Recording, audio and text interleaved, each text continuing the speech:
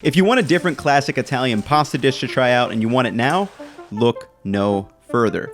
This pea, bacon, and ricotta pasta comes from the late great Marcello Hazan, except with my preferred no-boil pasta technique. The result, creamy bacon pasta with the freshest of peas in about 16 minutes.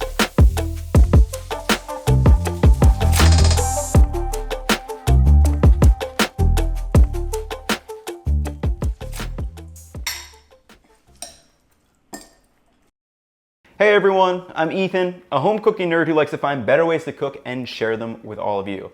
So I love reading through older cookbooks like the Essentials of Classic Italian Cooking and kind of rediscovering these recipes like the peas, bacon, and ricotta sauce pasta we're going to cover today. It's really a nice kind of blueprint recipe, which I will point out in the video that you could really alter countless ways depending on what you have in your fridge or on hand. Today we're going to cover the base, original version, but really think creatively as we're going through this video. So let's make that base version and I will meet you all back here for the taste test. To start, I decided to test out my new electronic kettle to heat my water, which takes about 3 minutes. But this is not necessary and doesn't really save you a ton of time. So if you don't have one, just follow the method I listed out in my other video. Anyways, fill the kettle to the top with water and place it on the heating vessel. While that's going, pour a half pound or 227 grams of bronze cut dried pasta into a pot. Then take 2 slices of thick cut bacon and slice it into strips. Marcella notes in her book that while pancetta is typically used in Italy for cooking, in the northeast of the country, bacon is actually the more common fatty meat of choice. Set the bacon aside and we'll cook that in just a second. Now with the water heated, add it to the pot to completely submerge the pasta, maybe about ½ an inch above, no extra is necessary.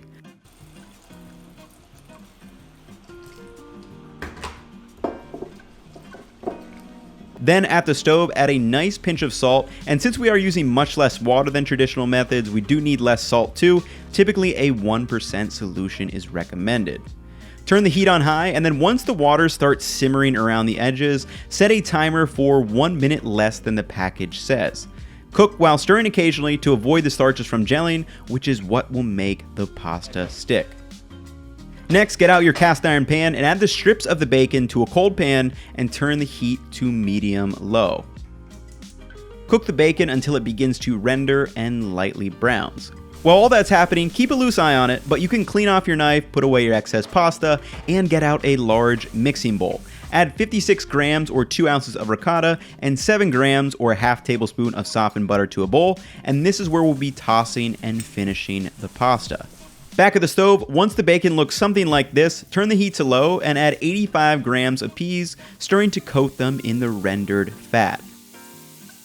Now, I'm using frozen here, but feel free to use fresh if you have it, and this is the area where you can get creative.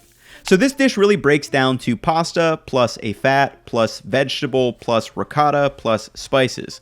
So if the pasta and the ricotta are the constants, the remaining items are really variable. You could try out other fatty meats like prosciutto, some Italian sausage, or chopped chicken thighs, or if you're a vegetarian, you could just use some olive oil with roasted red peppers or maybe some garlic. Really use whatever you have. Let's get back to cooking. When the pasta is done, drain any excess water if you have some, but save a little bit and immediately add the fusilli to the bowl.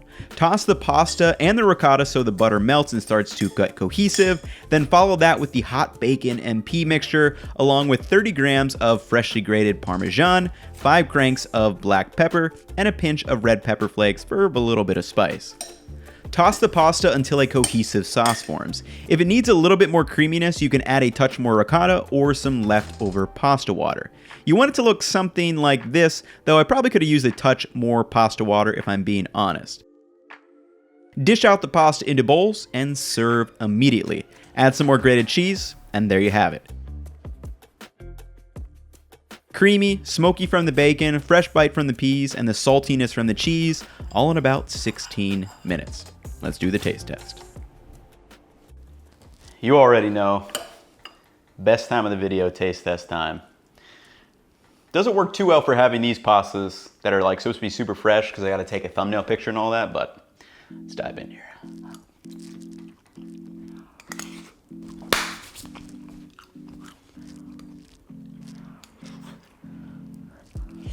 This is one of those pastas where I can look down at my bowl and realize I just crushed like a half a pound of pasta by myself. The creaminess of the ricotta is super nice. The smoky flavor from the bacon, it's like a little tiny bit crispy.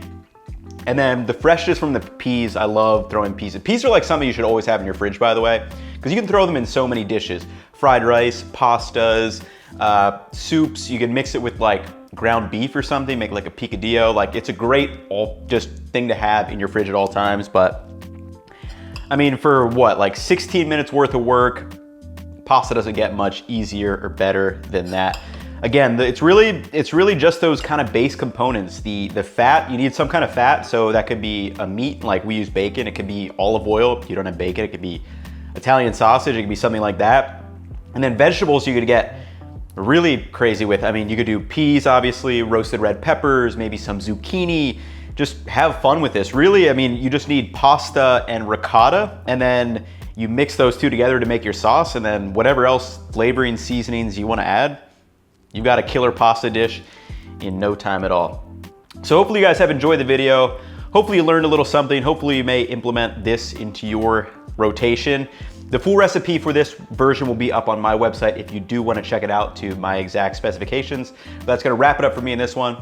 Catch y'all in the next one. Peace.